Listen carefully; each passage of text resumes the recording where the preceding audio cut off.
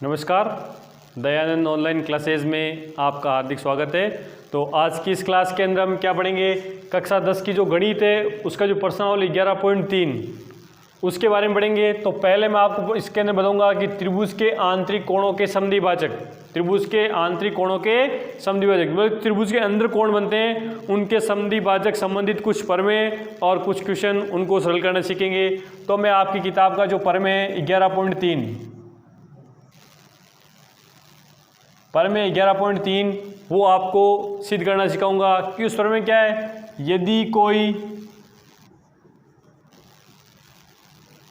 यदि कोई रेखा किसी त्रिभुज के एक आंतरिक कोण को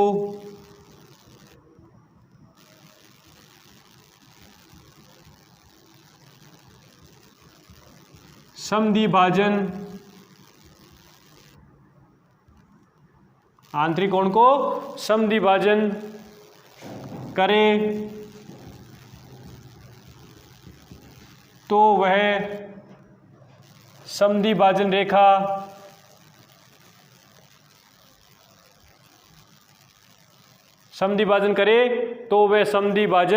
रेखा उस कोण की सम्मुख भुजा को त्रिभुज की शेष भुजाओं के त्रिभुज की शेष दो भुजाओं की लंबाई के अनुपात में विभाजित करता है कि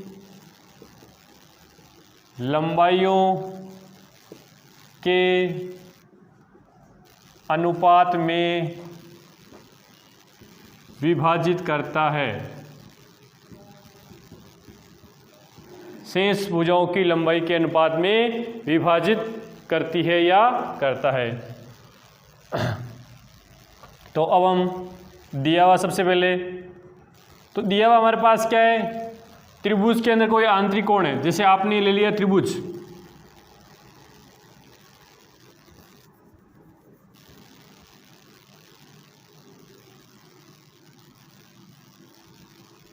त्रिभुज ए बी सी और ये रेखा एक एडी है जो आंतरिक कोण को समद्विभाजन कर रही है, मतलब इस कोण ए को क्या कर रही है, समद्विभाजन कर रही है।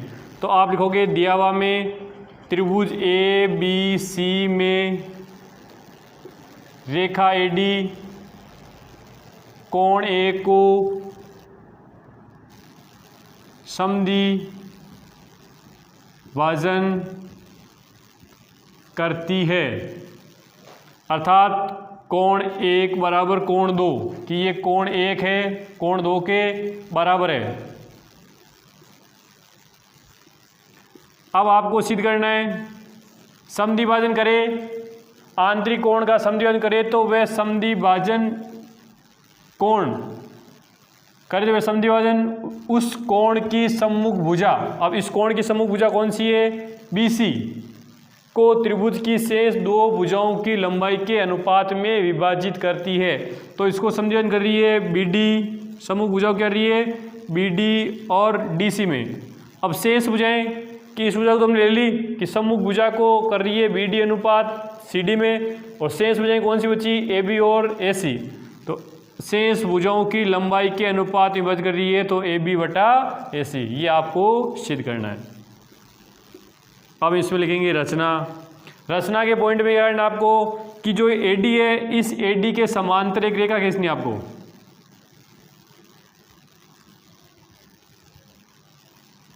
CE आप लिखोगे AD समांतर CE रेखा खींची, इसके समांतर एक रेखा खींचनी है और फिर BA को आगे बढ़ाना है। BA को आगे बढ़ाया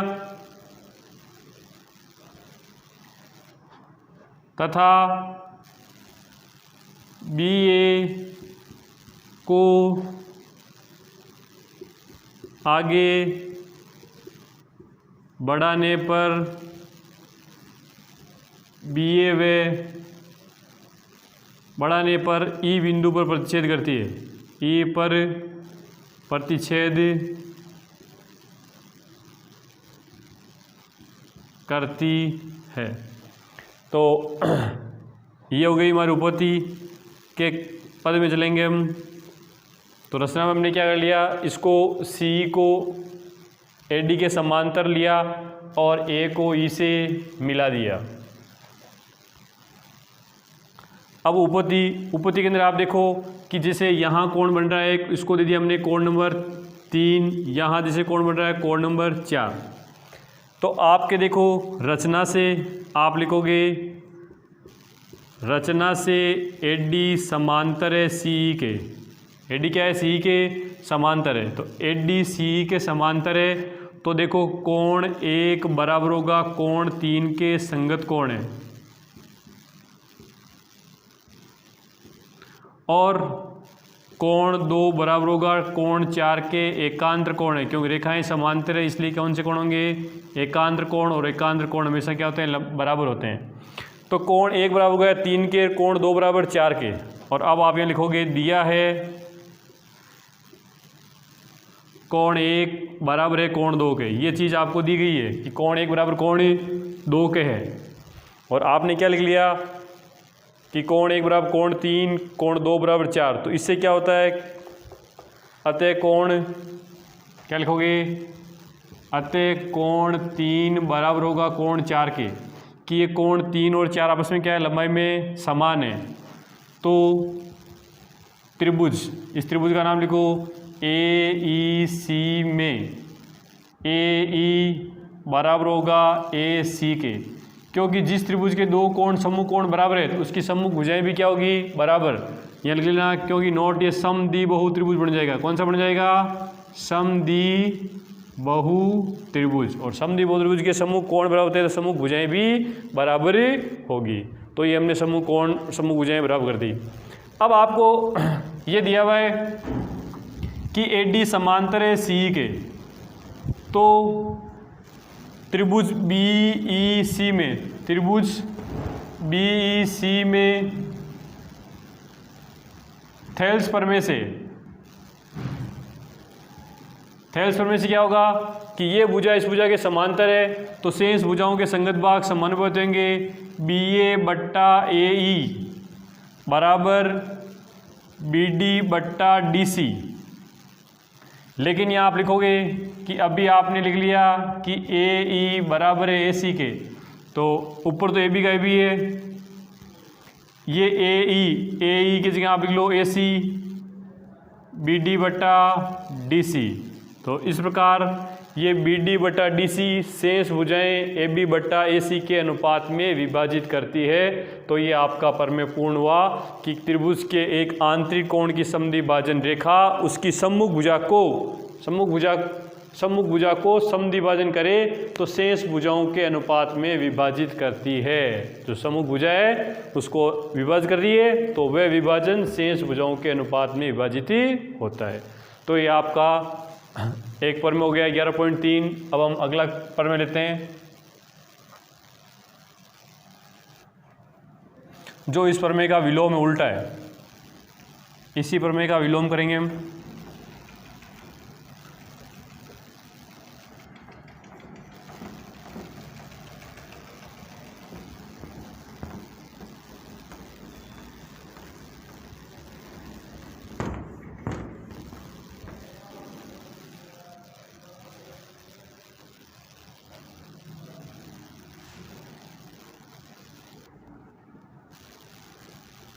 प्रमेय 11.4 जो 11.3 का विलोम है। यदि एक रेखा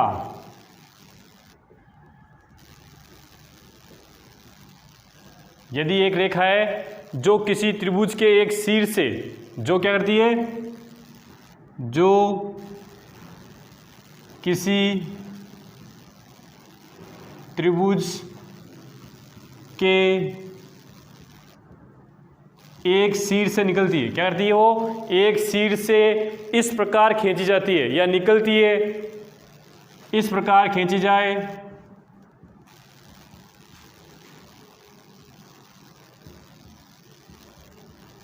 इस प्रकार खींची जाए कि वह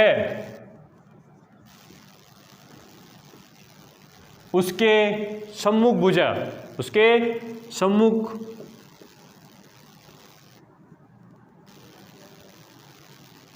भुजा के जो सम्मुख भुजा है, ठीक है ना, सम्मुख भुजा को शेष दो भुजाओं, शेष दो भुजाएं बचती है ना, शेष दो भुजाओं के अनुपात में विभाजित करें, शेष दो भुजाओं के अनुपात में विभाजित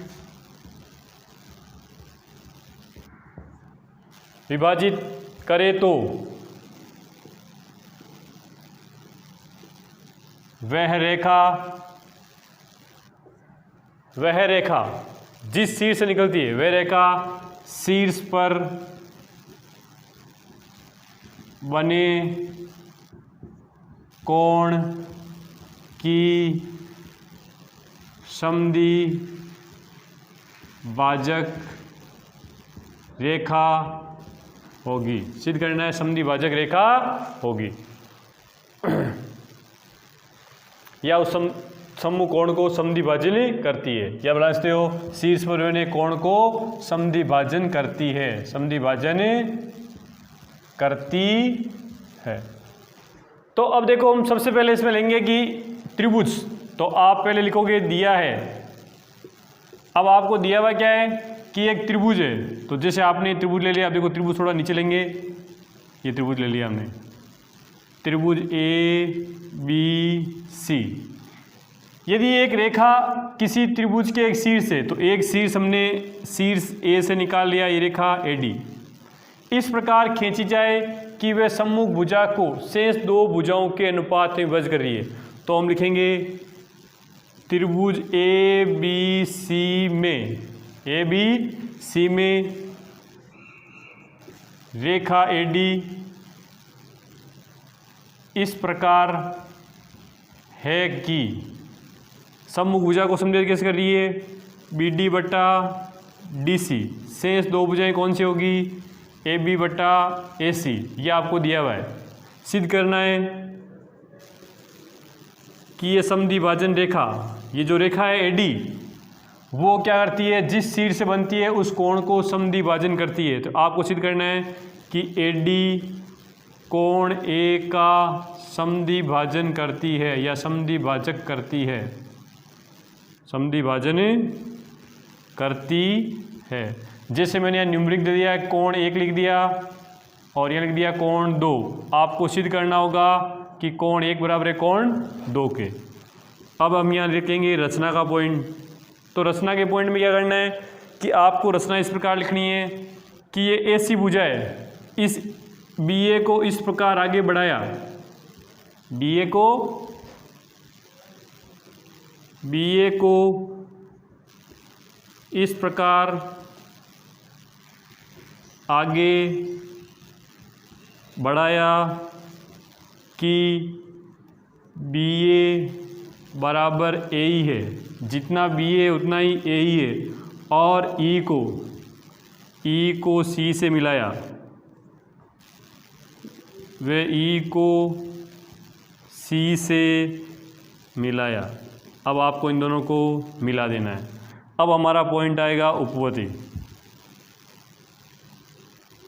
तो उपपत्ति के पॉइंट में लेने के चलने से पहले, जैसे हमने यहाँ कोण नंबर लिख दिया 3, यहाँ लिख दिया कोण 4, तो आप लिखोगे कि जो त्रिभुज ए ई सी में रचना से ए बी बराबर है ए ई के, ए बी किसके बराबर है, ए ई के, तो यह समद्विबाहु त्रिभुज है, ये समद्विबाहु त्रिभुज होगा। और हमें पता है जब भी कोई त्रिभुज समद्विबाहु त्रिभुज होता है तो उसके सम्मुख कोण क्या होते हैं, बराबर, अतः कोण 3 बराबर हो जाएगा कोण 4 के। ये चीज़ हमने लिख ली, कोण 3 बराबर कोण 4 के। अब आपको ये चीज़ दी हुई है तो आप लिखोगे दिया है बी डी बट्टा डी सी बराबर ए बी बट्टा ए सी। और यहाँ भी आपने क्या लिख लिया था, ए बी किसके बराबर है, ए ई के। आप लिखोगे ए बी बराबर है ए ई, तो आप भी यहाँ लिख लो बी डी बट्टा डी सी बराबर ए ई, सॉरी यहाँ ए बी नहीं है, ए सी है। क्या लिखा है, ए सी, और यहाँ पर भी लिख लो आप ए सी के बराबर करनी है, ए सी बराबर ए ई। तो यहाँ आप लिखोगे कि ए सी बराबर है ए ई के, तो हम यहाँ क्या लिखेंगे, ए बी है, ए बी की जगह क्या लिख देंगे, ए ई बटा ए सी। यहाँ आपको ध्यान रखना है कि ए सी है उसके बराबर इसको बढ़ाना है, इसके बराबर नहीं बढ़ाना है, ए बी का नहीं, ए सी के बराबर इसको आगे बढ़ाना है। तो अब हम देखेंगे बी डी बटा डी सी, बी डी बटा डी सी, ए ई, ये ए ई बटा ए सी, ये आ गया। तो आप ये भी लिख सकते हो इसकी जगह कि ए बी का ए बी लिख दो, और ए सी है, ए सी जगह क्या लिख दो, ए ई। तो यहाँ से आप देखोगे कि बी डी डी सी और A B A E, Thales प्रमेय का विलोम, कौन सा काम लेना है, थेल्स प्रमेय का विलोम, थेल्स प्रमेय के विलोम से। मैंने इससे पहले वाली क्लास ली थी प्रश्नावली 11.1 और 2, उसके में आपको बताया था थेल्स प्रमेय का विलोम क्या होता है कि जब भी त्रिभुज की संगत भुजाएं ये समानुपाती है, समान भाग में वज कर रही है, तो उनको मिलाने वाली रेखा होगी वो तीसरी भुजा के क्या हो जाएगी, समांतर हो जाएगी। तो थेल्स प्रमेय के विलोम से क्या हो जाएगा, ए डी किसके समांतर हो जाएगी, सी के, कि ये ए डी रेखा इस सी के क्या आपस में समांतर है। तो ये इसके समांतर है, तो समांतर होने से क्या हो गया, कोण एक बराबर कोण 4, कौन सा कोण है, संगत कोण, और कोण 2 बराबर कोण 3, ये कौन सा कोण हो जाएगा, एकांतर कोण। लेकिन अभी आपने यह देखा था कोण 3 बराबर है कोण 4 के, हम लिख लेंगे समीकरण 1, समीकरण 1 से कोण 3 बराबर 4, 3 और 4 बराबर है तो क्या हो जाएगा, अतः कोण 1 बराबर कोण 2, कि कोण 1 किसके बराबर है, 2 के। तो इससे क्या सिद्ध होता है कि जो एडी रेखा है, अतः सिद्ध होता है एडी कोण ए को समद्विभाजित करती है, कोण ए को समद्विभाजित करती है। तो इसमें था क्या, इसमें दिया हुआ था आपको कि एक रेखा किसी त्रिभुज के एक सिर से गुजरती है, जैसे रेखा एडी है इस सिर से गुजरती है, इस प्रकार गुजरेगी सम्मुख भुजा है बीसी, बीसी को 2 भागों में बांट रही है, बीडी और डीसी, तो बीडी बटा डीसी। शेष भुजाओं में, शेष भुजा इसकी भुजा एक तो ए बी है, क्या है एसी, ए बी बटा ए सी में विभाजित करती है। तो अब आप लिखोगे कि रचना में ए डी की सिद्ध करना, आपको ए डी इस कोण को समद्विभाजित करेगी, अर्थात कोण 1 बराबर 2 आपको सिद्ध करना है। रचना में लिखेंगे ए बी को इस प्रकार आगे बढ़ाया कि ए सी बराबर ए ई, जितनी ए सी है उतनी हम क्या खींचेंगे, ए ई। तो अब देखोगे कि ये भुजा इस भुजा के बराबर है, तो ये कोण 3 किसका हो जाएगा, कोण 4 के। क्यों, क्योंकि ये क्या हो गया, एक ही समद्विबाहु त्रिभुज हो गया, समद्विबाहु त्रिभुज की सम्मुख भुजाएं बराबर तो सम्मुख कोण भी बराबर होंगे। तो हमने लिख दिया कोण 3 बराबर कोण 4। अब 3 और 4 बराबर आ गया, और ये चीज़ आपको दिया हुआ है कि बी डी बटा डी सी, ए बी बटा ए सी। अब मैंने यहाँ क्या लिखा, ए सी बराबर किसके, ए ई के। कहाँ से लिखा ये आएगा आपका पॉइंट रचना से, कहाँ से आएगा, रचना से, ए सी बराबर ए ई। तो ये ए सी लिखा हुआ है, उसकी जगह मैंने क्या लिख दिया, ए ई। तो अब आप देखोगे बी डी बट्टा डी सी, ए बी बट्टा ए ई। तो इस त्रिभुज की, त्रिभुज बी ई और सी की, किसकी, त्रिभुज यहाँ लिख लो आप, त्रिभुज बी ई सी में थेल्स प्रमेय के विलोम से, थेल्स प्रमेय के विलोम से ये भुजा इस भुजा क्या हो जाएगी, समांतर, कि ए डी समांतर आ गई सी के। अब ए डी सी के समांतर है, तो आपको पता है कि कोण 1 बराबर होगा कोण 4 संगत कोण है, कोण 2 बराबर होगा कोण 3 एकांतर कोण है। अब यहाँ आप समीकरण 1 से लिख के आए हो कि कोण 3 बराबर है 4 के, तो ये दोनों कोण आपस में बराबर है, अर्थात कोण 1 बराबर कोण 2। तो इससे सिद्ध होता है कि AD कोण A को समद्विभाजन करती है। तो इस प्रकार ये आंतरिक कोणों के समद्विभाजन के प्रमेय हैं। दो प्रमेय एक दूसरे के विलोम थे। मैं इससे रिलेटेड एक क्वेश्चन बताता हूँ आपको, जो विविध प्रश्नावली में आ चुके हैं आपके।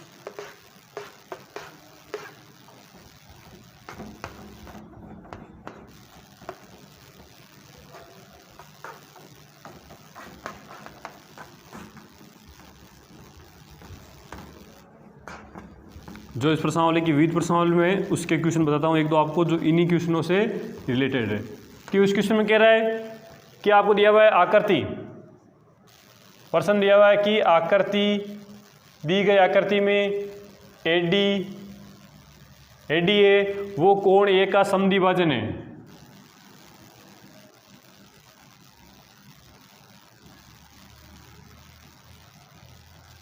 कोण A का समद्विभाजन करती है, तथा यहाँ दे दिया आपको AB बराबर है 6 सेंटीमीटर। AB कितना है? 6 सेंटीमीटर। और BD बराबर है 8 सेंटीमीटर। BD बराबर कितना देगा आपको? 8 सेंटीमीटर। और DC, जो DC है वो आपको दे दिया 6 सेंटीमीटर। कितना? 6 सेंटीमीटर। और आपसे पूछ लिया AC का मान ज्ञात कीजिए। और ये आपके सामने चित्र था उस प्रश्न के अंदर कि A, B, C ये AD है, वो क्या कर रही है? कोण A का समद्विभाजन कर रही है। मतलब ये कोण क्या है? बराबर है। तो आप अभी मैंने जो प्रमेय पढ़ाया था आंतरिक कोण का समद्विभाजन, उसी प्रमेय अनुसार आप इसको सरल करोगे कि प्रमेय अनुसार AD कोण A का समद्विभाजन करती है, अतः ये इसका समद्विभाजन करती है, अतः BD बट्टा DC बराबर होगा AB बट्टा AC। अब मान लिखने हैं, BD का मान 8 है, DC का 6 है, AB का आपको दिया हुआ है 6 सेंटीमीटर और AC का आपको ज्ञात करना है। तो वो गुणा कर लो इन दोनों को। AC गुणा 8 बराबर 6 इंटू 6, तो AC बराबर हो जाएगा 36 बट्टा 8। तो 4 के पावड़े से 9 बार और ये 2 बार, तो कितने रहेंगे?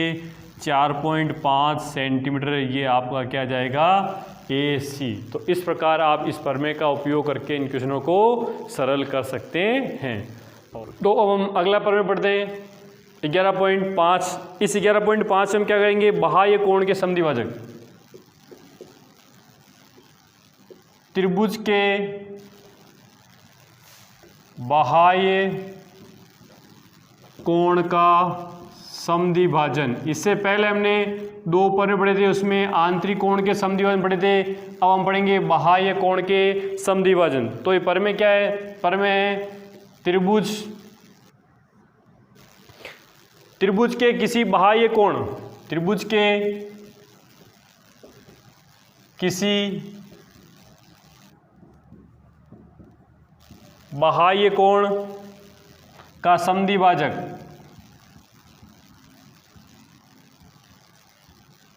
बाह्य कोण का समद्विभाजक सम्मुख भुजा को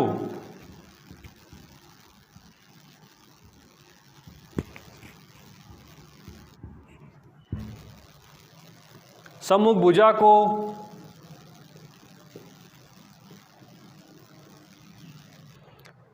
भुजा को कोण बनाने वाली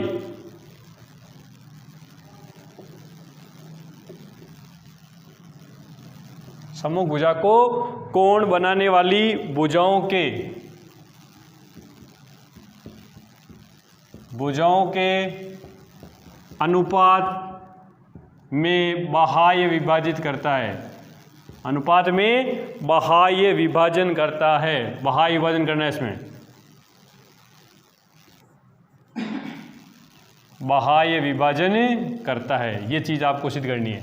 तो सबसे पहले आप इसके अंदर लिखोगे दिया हुआ क्या है? किसी त्रिभुज के बाह्य कोण का समद्विभाजक, किसी त्रिभुज के बाह्य कोण का समद्विभाजक। जैसे आपने त्रिभुज ले लिया, ये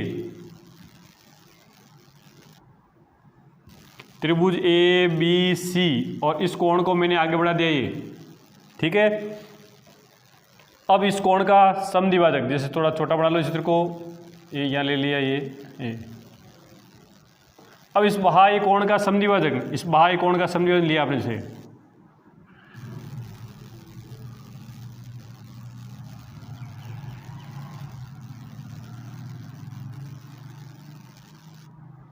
डी, कि बाह्य कोण का यहाँ पर ये समद्विभाजक आपको, और यहाँ पॉइंट ले लो ई, और ई को भी इससे मिला दो।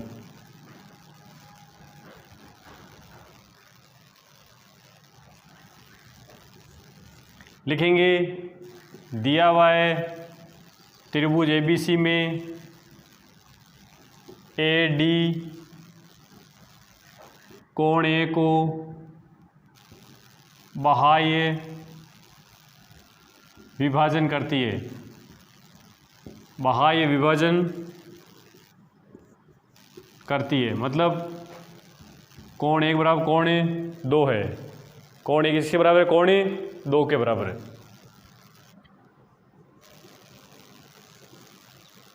सिद्ध करना है इसको बाह्य विभाजन करिए, बाह्य विभाजन मतलब सम्मुख भुजा को, लिखा हुआ ना, बनाने वाली भुजा को बाह्य विभाजन, तो सम्मुख भुजा को बाह्य विभाजन क्या होगा, बी डी बट्टा सी डी। बाह्य विभाजन में पूरी बाहर तक लेनी भुजा, बी डी बट्टा सी डी, और इसका क्या ले लोगे, ए ई पूरा यहाँ से, बी ई बट्टा ए ई, बी ई यहाँ से यहाँ तक बट्टा ए ई, ये चीज़ आपको सरल करनी है। अब हम यहाँ क्या करेंगे,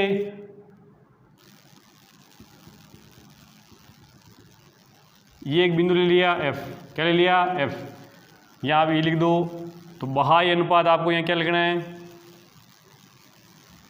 ए बी ए पूरा बटा ए एफ बटा ए एफ, ये आपको सिद्ध करना है कि ये हमने क्या लिखा है, ये ई एफ समांतर इसकी एक रेखा खींचिए, आप लिखोगे रचना के अंदर कि सी एफ समांतर ए डी रेखा खींची, ये इसे क्या करनी है, एक समांतर रेखा खींचनी है। समांतर रेखा खींचोगे तो क्या होगा कि ये कोण इस कोण के बराबर होगा, ये कोण एक किसके बराबर होगा, कोण 2 के, और ये कोण किसके बराबर होगा, इसके। कोण 1 बराबर 2 एकांतर कोण, और कोण 1 बराबर यहाँ लिख दो 4 एकांतर कोण, और कोण 3 बराबर 4 कोण संगत कोण, कि ये कोण इसके बराबर हो गया इसके। अब ये दोनों कोण बराबर है, आप लिखोगे कि ए एफ समांतर ए डी रेखा खींची, और यहाँ कोणों के नाम दे दो, जैसे यहाँ कोण दे दिया 3, यहाँ दे दिया आपने बड़े अक्षर लिख दो 4, उपपत्ति, उपपत्ति में आप लिखोगे कि ई एफ सी एफ समांतर ए डी के, तो कोण 2 बराबर है कोण 3 के संगत कोण है, और कोण 1 बराबर है कोण 4 के एकांतर कोण है। अब ये दोनों कोण बराबर हैं, और आपको ये मालूम है कि कोण 1 बराबर 2 दिया हुआ है, ये जो आपने प्रश्न में पहले लिख दिया कि कोण 1 बराबर 2 बाह्य विभाजन करती है, लिखा हुआ ना, बाह्य विभाजन करती है कोण 1 बराबर कोण 2, तो इससे क्या हो जाएगा, अतः कोण 3 बराबर है कोण 4 के, कि कोण 3 और 4 क्या है, बराबर है, तो 3 और 4 बराबर है, तो इससे क्या होगा, इससे बराबर होगा ए एफ बराबर होगा ए सी के, ए एफ किसके बराबर होगा, ए सी के, क्यों, क्योंकि 3 और 4 बराबर है, तो त्रिभुज ये है ना, त्रिभुज ए सी एफ समद्विबाहु त्रिभुज होगा, समद्विबाहु त्रिभुज होगा, तो ये भुजा इस भुजा की क्या जाएगी, बराबर आ जाएगी। अब हम लिखेंगे थेल्स प्रमेय से, थेल्स प्रमेय क्या कहता है आपका, तो थेल्स प्रमेय आपका ये कहता है कि यदि सी एफ समांतर है ए डी के, तो संगत भाग इनके क्या होंगे, समानुपाती, तो हमने इसका बाह्य ये बात ले लिया पूरा ही, बी डी बट्टा सी डी, और इसका y भाग AF बटा AB पूरा बटा AF, ये लिख लो समीकरण 1। यहाँ से देखो AF किसके बराबर है, AC के, तो आप लिखोगे AF बराबर है AC के, तो आप लिखोगे BD बटा CD, AB का AB और AF की जगह क्या लिखोगे, AC। तो ये क्या हो गया, BD बटा CD बराबर है BA बटा AC और ये आपको सिद्ध करना था कि जो त्रिभुज की दो भुजाएं अनुपात क्या था, BD बट्टा CD AB बट्टा AC के अंदर शेष दो भुजाओं के अंदर लिखा हुआ ना, शेष दो भुजाओं के अंदर विभाजित करती है। देखो वापस क्या लिखा हुआ है, त्रिभुज के किसी बाह्य कोण का समद्विभाजन, ये त्रिभुज लिया था, इसका बाह्य कोण में लिया था, ये इसका समद्विभाजन कर दिया, कोण 1 बराबर कोण 2 के। कोण को बनाने वाली भुजा बाह्य विभाजन करती है, बाह्य विभाजन मतलब बाह्य विभाजन यहाँ से यहाँ तक BD, शेष दो भुजाओं के अंदर, तो BD क्या रहेगी, BA बट्टा AC के अंदर विभाजित करेगी, BA बट्टा AC के अंदर विभाजित करेगी। तो विभाजन हो रहा है BD बट्टा CD और शेष भुजाएं कौन सी है, BA बट्टा AC, इन दोनों के अनुपात में विभाजित कर रही है। तो हमने रचना के अंदर लिख दिया कि जितनी CF है उस CF के समांतर एक AD रेखा खींची, CF समांतर AD रेखा खींची। अब ये समांतर होते क्या हो जाएगा, कोण 2 बराबर कोण 3, कोण 1 बराबर कोण 4, और कोण 3 और 4 1 और 2 आपस में बराबर है, तो क्या हो जाएगा 3 और 4 बराबर है, 3 और 4 बराबर है, दोनों त्रिभुज क्या हो जाएंगे, समद्विबाहु त्रिभुज। समद्विबाहु त्रिभुज होते ही ये भुजा इस भुजा के बराबर। अब हम थेल्स फॉर्म में लिखेंगे क्योंकि ये भुजा इसके समांतर है, तो थेल्स फॉर्म में क्या होगा कि बाह्य विभाजन है तो BD बटा CD और यहाँ AB बटा AF, और AF किसके बराबर लिख दी थी आपने, AC के, तो क्या हो जाएगा BD बटा CD बराबर AB बटा AC। तो इस प्रकार ये इसके क्या हो जाएंगे, परिमेशित हो जाएगा बाह्य कोण का समद्विभाजन। और इससे संबंधित जो भी आपको कोई क्वेश्चन लग रहा है कि आपको नहीं आ रहा है 11.3 तक, तो आप कमेंट बॉक्स में लिखिए, आपको नेक्स्ट क्लास के अंदर उसका सॉल्यूशन करा दिया जाएगा। धन्यवाद।